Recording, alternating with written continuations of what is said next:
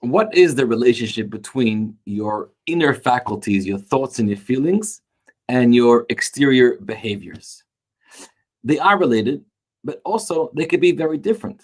Sometimes you're thinking a certain way or you're feeling a certain way, but you behave differently. We see that all the time.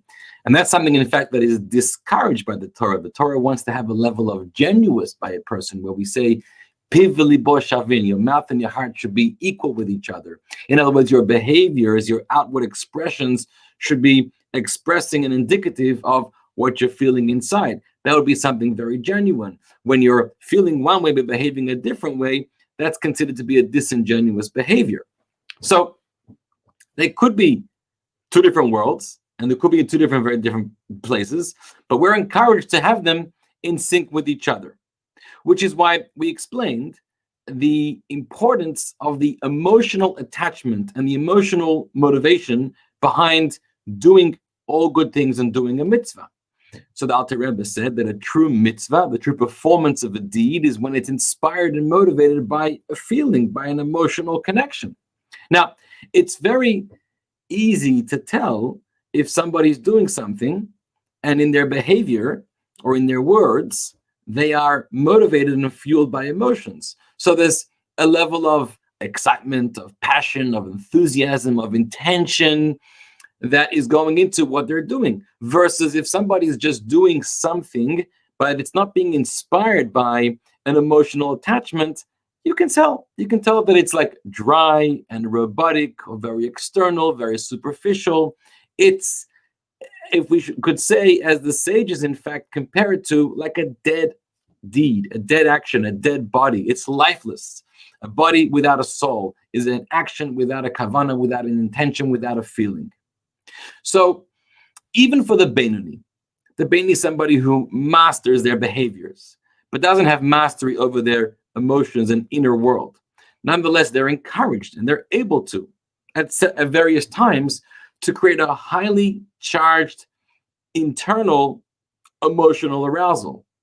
And so through a very comprehensive work of the mind, to be able to understand and explore and appreciate and comprehend the Torah and God and that which is true and that which is correct, they're able to arouse a level of love and emotional attachment where they're truly emoting to love God, that love that which is good, and then that's spilling over into their behavior so that emotions are inspiring and fueling the behavior. And as we said, that is crucial to performing a mitzvah, because your emotions serve as the wings to the mitzvah. So the mitzvah is like a dead, dry piece of action and behavior, and for it to be able to elevate and soar into the heavens, it requires those wings. So behavior that's fueled by an emotional attachment has the ability to soar up on high. But what about the person that we discussed in the previous class? Some people are not so emotionally gifted or expressive. They have a harder time arousing the heart. They're not the kind of people that have the arousal of heart and emotions very often. It comes more difficult to them. But we said, being the Benoni, or any person for that matter, is able to arouse the emotions of the mind.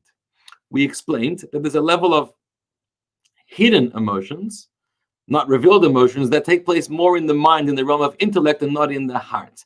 So just to recap, pure intellect is that which is raw and objective, analyzing from a distance the facts and the ideas. It is not biased, it is not partial, it doesn't have any attachments or convictions, it is just pure analysis. But once a person has gone through the process of intellect, they're able, and they normally do, develop within themselves a level of conviction, a level of intellectual inclination, intellectual attraction. And those are called emotions of the heart. You're no longer impartial, but you become partial and biased in a good way based on what you've concluded in your mind. So those two are also considered emotions, and they are able to fuel the performance of the mitzvah. The only question is, and this is the section of today's Tanya, is that a person who is fueled by not emotions of the heart, but rather emotions of the mind, you don't really see that in their behavior. Their behavior still appears to be somewhat cold and somewhat robotic, or somewhat dispassionate. There's not a lot of enthusiasm and passion and excitement in their behavior. And you can see it doesn't have that level of engagement that the person who is being fueled by a revealed emotion of the heart has. And so if it's so important for the mitzvah, for the good deed to be fueled by emotions in order to have wings, to be able to make it elevate and soar up to heaven, then the person who can't have the revealed emotion of the heart, but rather only experiences the hidden emotions of the mind, how do their mitzvot, how do their good deeds experience those wings that are so necessary to help it elevate it to heaven? So the Alter Rebbe here uses a very special interpretation of a Talmudic passage. The Talmud teaches, Machshava tova hakadosh baruch hu metzarfeh l'maaseh. When a person has a good deed, a good intention, God connects that, joins that with one's deed. Now that language is a little bit strange.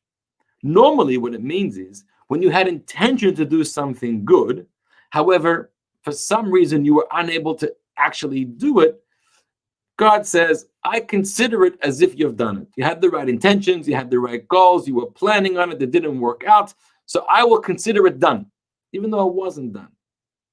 But that's not what the Talmud really says. The Talmud says God joins together the good intention with the good deed. But the good deed wasn't done. It's only being considered as if it was done. Therefore, the Alter Rebbe says there's a deeper interpretation over here. We're talking also about a situation where a person has a good intention and also has performed the good deed. Yet the two are not necessarily connected with each other, at least not in an overt, apparent way. And that's talking about our scenario, where a person is motivated by not the emotions of the heart, which are clearly apparent when they express themselves in one's behavior, but the emotions of the mind. And even though they're fueled by these convictions and these inclinations that the mind is concluding that it's highly important to worship God and do the right things and do a mitzvah, but in one's behavior, it's not so apparent because they don't have that emotional enthusiasm and passion in it. The Talmud teaches us that nonetheless, even though this person is challenged emotionally, since they are being fueled by emotions of the mind, God connects the emotions of the mind to the actions that one performs, that they can also become the wings to your mitzvot and your deeds to help breathe life into them. They shouldn't just be dead matter. Breathe life into them and help them soar up on high to heaven and to be able to be a true, genuine mitzvah. So the person who's unable to experience those revealed emotions, but still has those firm, strong, powerful inclinations and convictions of the mind, should not feel like that their worship and their service is losing out because of their challenge of not being able to arouse the heart in the most revealed and compassionate way. Now, in conclusion, the Alter Rebbe gives something a little bit Kabbalistic, and just to say it briefly, and that is, when we talk about your mitzvot are elevated to the higher worlds, well, where exactly do they go? Which world do they go to? And you may be familiar, there are 4 general spiritual worlds, Atzilut, Bria, Yetzirah, Asiyah. And technically, if we needed to map out where your mitzvah is going to, so the place where your mitzvah ascends to really depends on the kind of fuel, the kind of wings, the strength of the wings that it has. So the Alter Rebbe says that if your mitzvah is fueled by the very natural hidden love of the heart and the soul, not something which you have worked hard to arouse and to accomplish, well, then your mitzvah will only ascend to the world of Yetzirah, which is a lower world.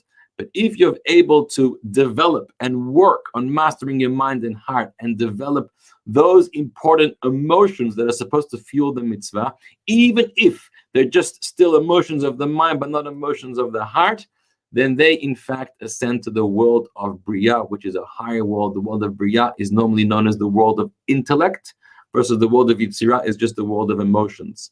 And when your service to God, your performance of mitzvot begins not just as the external realm of your actions, but it begins through intellectual intentionality, comprehension, understanding, work of the mind, and then either creates emotions of the mind or is able to spill over into to arouse emotions of the heart, and that fuels the mitzvah, then the mitzvah, in fact, ascends to the higher world of Bria. So the importance of being intentional in things that we do and ensuring that internally we're focused and arousing ourselves in ways that inspire our behavior, that creates genuine worship of God, and that allows for a much higher elevation of the things that we do.